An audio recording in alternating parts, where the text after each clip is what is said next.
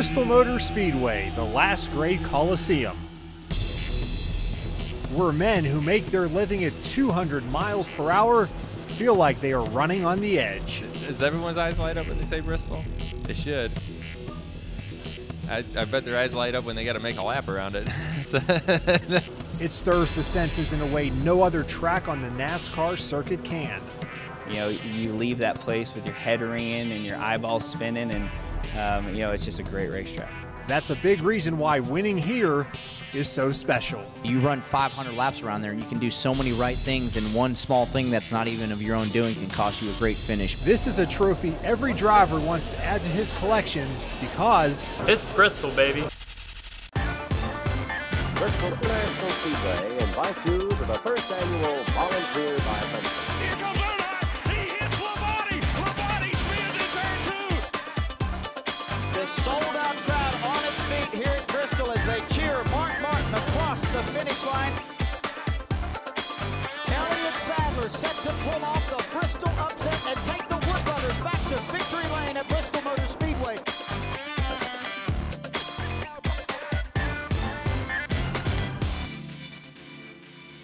one of the saddest days in racing history marks a melancholy milestone. It was 25 years ago, Bristol Spring Race Weekend, April 1st, 1993, that Alan Kulwicki was killed in a plane crash while trying to land at the Tri-Cities Regional Airport.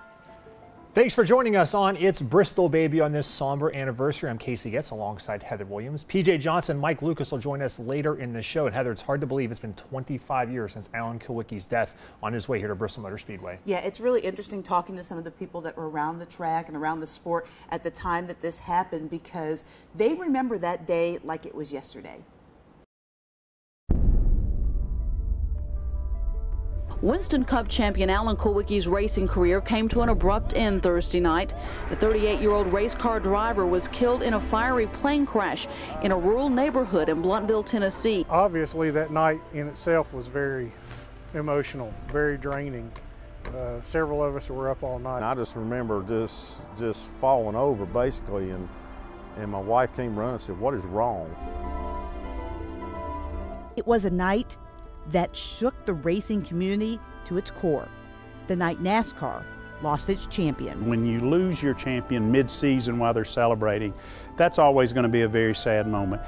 Alan Kulwicki wins the Food City 500. And Kulwicki was not just any champion. He was a driver and an owner, revolutionizing the sport in ways no one had before. He was a really smart guy. And what I did see in his interviews, I always thought real high of him, and his relationship with his team and the media. I thought he did a great job. Alan's theme song, if you would, at the championship banquet that year was Frank Sinatra's "I Did It My Way." He was very focused. He wasn't the easiest person in the world to work with, but he was very focused on what he wanted to do. He turned down offers to work with some of the mega teams and the multi-car teams like Junior Johnson because he wanted to run his own show. Chris Carrier first met Kulwicki when he was driving for Ed Whitaker Racing, and he saw firsthand all the work Kulwicki put in to being one of the top drivers in the sport. I think that the sport, the business, the community of NASCAR racing, especially Cup racing, was basically in shock. Nobody ever did this before. There was a lot of guys who tried driver-owner situations, and some of them failed miserably. So his sudden loss left an impact few in the sport had experienced before. I remember being there. I was doing the PA at Bristol, and I remember that hauler going around the track and leaving. I mean, I think we were all walking around in shock, and it was just hard for the team. They had lost their driver, their team owner, and so here, I think they didn't know which direction to go other, than just to come to the track. And they took 2 or 3 laps and then just pulled out of the track, and it was just like part of your soul left with it, and it was very emotional. And even as the sadness of the loss of Kulwicki lingers, some 25 years later, it was an extension of a family that you had lost a member of. His legacy as a champion and a game changer in the sport continues to live on. I'm just glad for the memories of being able, the privilege of working with him, being close to him, calling him my friend. And it's one of the things that I'm most thankful for being part of this sport, is to know a guy that I know could have been, he could have rewritten the record books had he lived a longer life. 25 years ago, we lost a NASCAR champion. I'm here with two people that were here that night in Bristol when the crash happened, Lori Worley, David McGee. Lori, let's start with you. What are your memories of receiving the call that there had been a plane crash? Well, I was working in the newsroom that night, and one of our beat reporters was listening to the scanner, and it came across that a plane had gone down, and that, you know, they thought that it was a NASCAR driver aboard. And I've told this many times that I had talked to Dale Earnhardt earlier in the day and for a story, and he had told me what time he was flying in that night. So when I heard that, I was almost physically ill. But not too much longer after that, before I headed out to the airport, they told me that the initials AK were on the plane. I was working at Food City Race Night, which was in Kingsport, that night, and we finished about 9 o'clock or so, and I had just gotten home, and the phone rang, and it was one of my coworkers, and he'd gotten the information. He called me and said, we may need to get out there. I had just gotten to bed, and my sports director called and said, hey, you ever heard of Blountville, Tennessee? And I went, no. What? Blount? I said, it's not Bluntville, is it? He goes, well, maybe it's Bluntville. I said, well, that's where the airport is. Why? He goes, they think a plane has gone down, and they think Alan Kulwicki may have been on it. You know, just for me, never having dealt with having to cover something like that in my career, it was really emotional, and I honestly didn't know how to handle it first. That drive where I was going to the airport, and in my head I'm like thinking, still praying that he was going to be okay and everybody on the plane was going to be okay. But you know, pretty quickly after I got there, it was pretty obvious that there were no survivors, even though they didn't make that announcement for quite a while. And I was just a few days ago at BMS, and they've got the wall of monuments there, or whatever they call it, and Kulwicki is there. You know, for such a short career, he really left an impact at several tracks. He really did, and the thing was, he wasn't crazy about concrete, if you remember. He was not a huge fan, but he was really good at Bristol. I wonder how many more races he would have won, how many championships he might have won. It's just sad to think back to you know, what might have been. If you do the what-if game, your man Earnhardt ended up with 7. Yeah. You have to wonder, would Kulwicki have taken a couple of those from him, as hot as he was? As much as I love Earnhardt, I have to say that between Kulwicki and Davey Allison, had both of them lived, yeah, I think there could have been some changes there as far as how many championships Earnhardt had. I think the fact that he's on the ballot for the NASCAR Hall of Fame right now is really significant, and I would personally love to see him get in either this year or next year, because I mean, you know, Jeff Gordon was the hottest driver in the 1990s, but he might not have won 4 championships. He might have won 3. 25 years ago, we lost a true champion. For Lori Worley and David McGee, I'm PJ Johnson. All right, thanks a lot, PJ, for that perspective on Alan Kulwicki there. And Heather, it's kind of crazy to think about what could have been for Alan Kulwicki if not for his untimely death. Yeah, cut down in the prime of his career. Really, only the second time in NASCAR history the champion has died in the season after winning a title. So sad day for NASCAR for sure. All right, well, time for a quick pit stop here on It's Bristol, Baby. When we come back, we're going to focus on something that's very important in the sport, that is family. We're going to check in with two of the best in the sport, the Bushes and the Dillon family. That's coming up next on It's Bristol, Baby.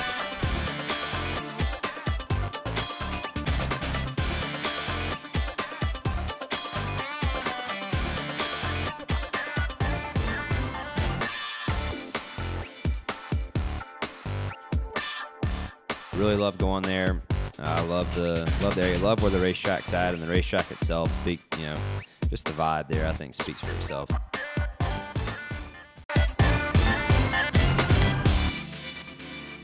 Welcome back to It's Bristol, Baby. It is certainly rare in pro sports to have multiple people in the same family competing in a sport at the highest level. But in NASCAR, there's actually 2 sets of brothers, the Busch brothers and the Dillon brothers, competing in the Cup Series. But what makes the Dillon brothers stand out a little bit more is that their grandfather is a team owner and their father is a general manager. That's why racing is truly a family affair for the Dillon/Childress family.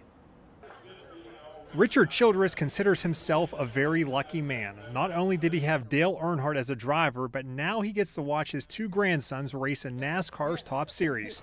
And one of them, Austin, drives for his grandfather at Richard Childress Racing, while the other one, Ty, drives for Germain Racing, which is a satellite company of RCR. It's really rewarding. You know, I'd rather they went and played golf or baseball or something, but since they're in racing, you know they're doing what they love to do and they wouldn't be wanting to do anything else. For Austin and Ty, getting to compete in NASCAR's Top Series with the support of their father, Mike, who's the general manager of RCR, and their grandfather is something you can't put a price tag on. It's really cool, and not a lot of people get to do high-level sports and have say that their brother's racing at the same level and their grandfather owns a team. It's all a blessing, so you know, if you could think of a dream to be able to work with your family and what your business does, this would be our dream. But long before the days when Austin and Ty became NASCAR drivers, they were brothers first and foremost, and that bond and desire to beat your brother at everything never goes away.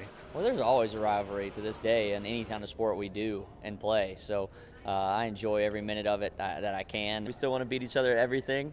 I think subconsciously we're always trying to beat each other on the racetrack. Austin is in his 5th season driving full-time in the Cup Series, while younger brother Ty is in his 2nd full season.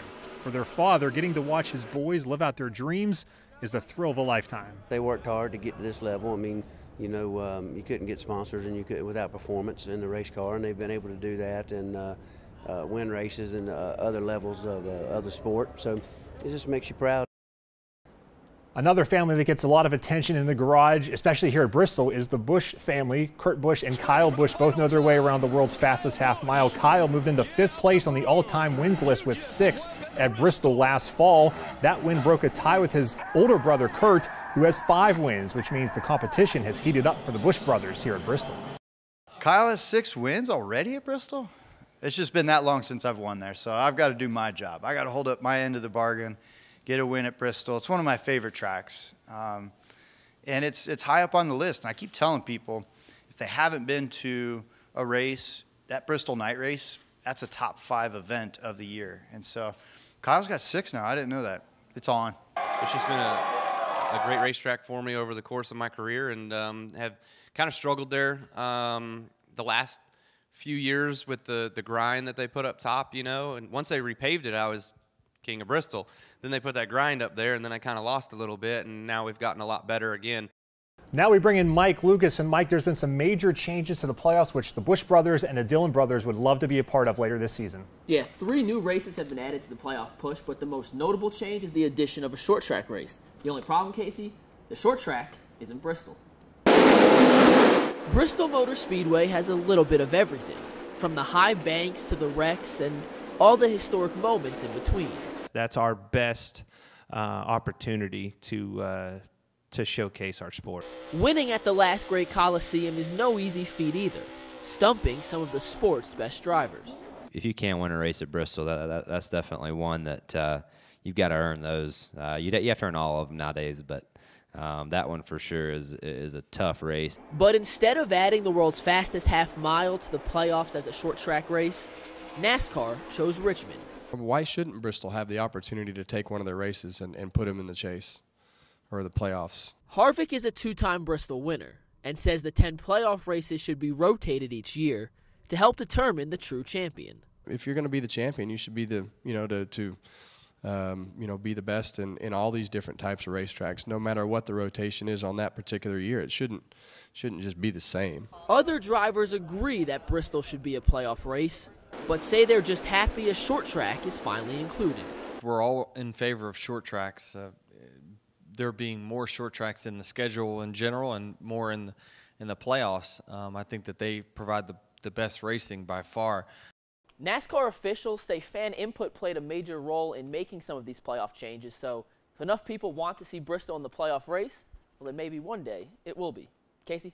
All right, thanks a lot, Mike. As you can see, drivers love Bristol, and they would probably love a playoff race here in the future. Speaking of loving Bristol, Heather Williams now is joining us with a driver who knows her thing or two about winning here at Bristol, 2-time winner Brad Keselowski. All right, thanks, Casey. I'm with Brad Keselowski, driver of the number 2 Ford in the NASCAR Cup Series. And Brad, let's get right to it. Let's talk about Bristol, the track you've had so much success at. What makes Bristol so special? Oh, Bristol's just such an action track, and it's one of those tracks that either you attack it or it attacks you. It's small, half-mile, high bank, very, very fast, very easy to get in trouble, and I love that challenge. A lot of drivers say that it's their favorite track because of the Coliseum atmosphere. Can you just talk a little bit about the atmosphere inside the track? Yeah, the atmosphere of Bristol is like no other track we have, because not only is it, fully encapsulated and full of fans, but the engines just reverberate through the entire Coliseum feel, and it's just so loud, so much energy. It's just exhausting being there, let alone driving the race car. It's changed so much in the last few years too, with the sticky stuff that they put on there to try to make the upper groove come in. Can you describe for a driver what it's like trying to chase that around a little bit? Oh yes, one of the many challenges of Bristol is the last few times we've been there, the groove moves around, the track changes, it's very dynamic, and as a driver, that makes you just that much more on edge. All right, thank you so much for joining us. That is Brad Keselowski, number 2 Ford in the NASCAR Cup Series. Bristol is not only a special place for drivers and fans, but also for the pit crews as well. Still to come here on It's Bristol Baby, we will introduce you to one high-ranking member at Roush Fenway Racing who calls Southwest Virginia home.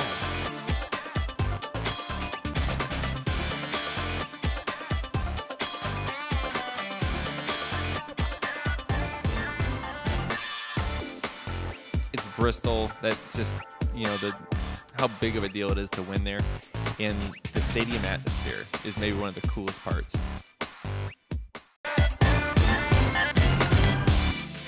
One of the neat things about racing in this area is it has produced some people that have moved on to the top levels of NASCAR. One such person is Kevin Kidd, who started racing on the short tracks like Lonesome Pine in Wise County and has now become competition director at Roush Fenway Racing. Every time a car from Roush Fenway Racing makes a lap, its success is driven by Tazewell native Kevin Kidd, who serves as the organization's competition director. Basically what my job entails is watching after everything competition related with both our Cup programs and our Xfinity programs.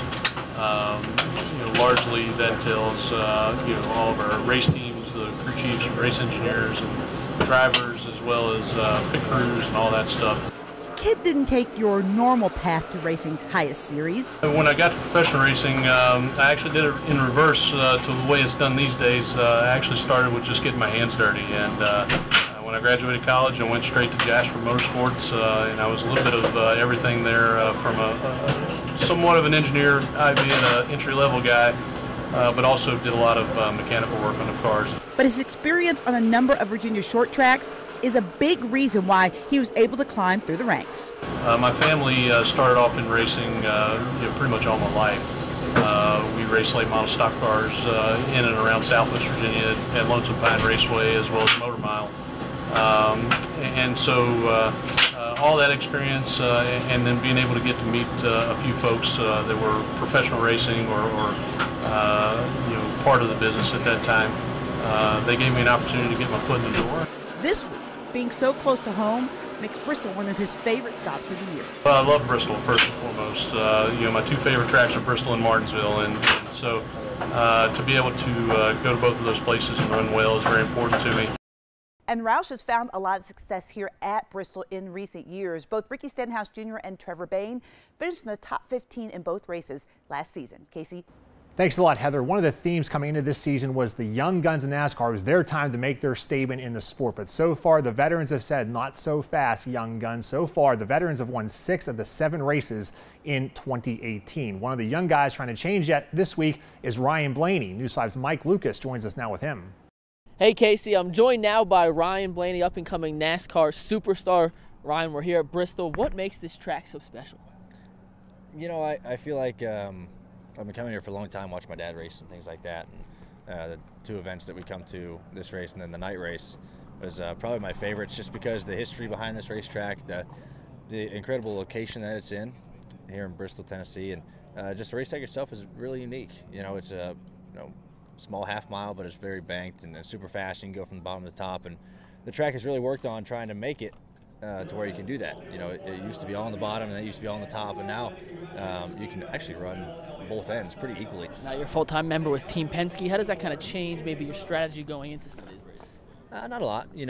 It's been a pretty easy transition from the Wood Brothers to the Penske team, and which has been very nice. You don't ever really want to. It's nice when you don't have to completely overhaul a team and have to know learn new names and everything like that. So that part has been pretty easy, but I think you just kind of take your knowledge of all your previous races here and just try to put them together to have the best run and try to figure out what you need to do to be better.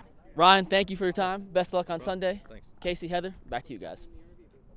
Heather Blaney certainly knows a thing or two about Victory Lane here at Bristol's won a truck and an Xfinity Series race, maybe going for his own little trifecta this weekend. Maybe he can find Victory Lane. All right, still to come on It's Bristol, baby. Getting around Bristol is an art and a science. We'll talk to drivers about the challenges of conquering the last great Coliseum.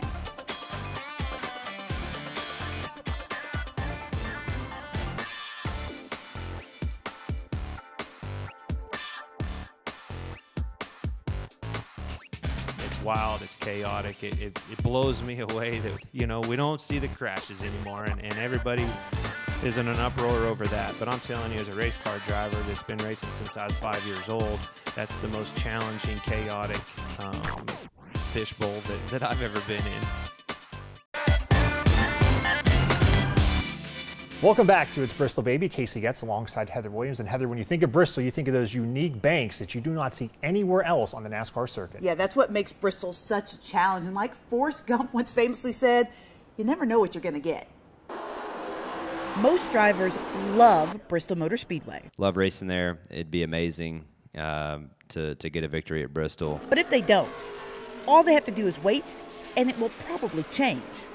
Bristol, through its different facelifts over the years, it's continued to be one of the highlights on our circuit. Bristol is a unique track that the stock cars race really well at. You ran right around the bottom. It was right before the repave. Then they repaved it, ground it. They've changed it like 5 times, and you're always going there thinking, all right, what lane am I going to run? They put all the chemical down on the bottom to make it sticky last time, so we all practiced on the bottom. By the end of the race, you were running right next to the walls.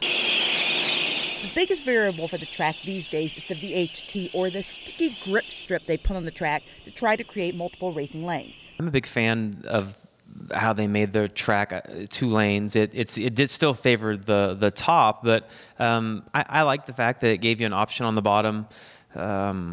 So yeah, I mean, I like that. It was kind of an unknown with the VHT on the racetrack. What exactly the track was going to do that last stint. I was wondering how long it was going to last until it wore off. And we kind of saw in the spring race that it wore off. Some guys had moved up to the top and started to make time up there. And it's a challenge that makes racing at Bristol so much fun for the drivers. It is a physically demanding racetrack, and you know it requires a lot of focus. And now it is the time we've all been waiting for. Time to put our reputations on the line and make some picks. Heather, ladies first. Well, I'm going to pick somebody that we talked to during this show, someone who's had a lot of success in the lower racing series at this track, and that's Ryan Blaney. Mike? I'm taking a dark horse here, Eric Jones. He's had success in the Xfinity Series. He's going to get his first Cup Series win today. All right, I'm going to go with Joey Logano to get the win here at the world's fastest half mile. So we put our reputations on the line. Hopefully one of us will be right. If not, I wouldn't be shocked. All right, well, that is a wrap here for It Is Bristol, baby. For Heather Williams, Mike Lucas, PJ Johnson, everyone behind the scenes, I'm Casey Getz. Thank you so much for joining us, and enjoy the race.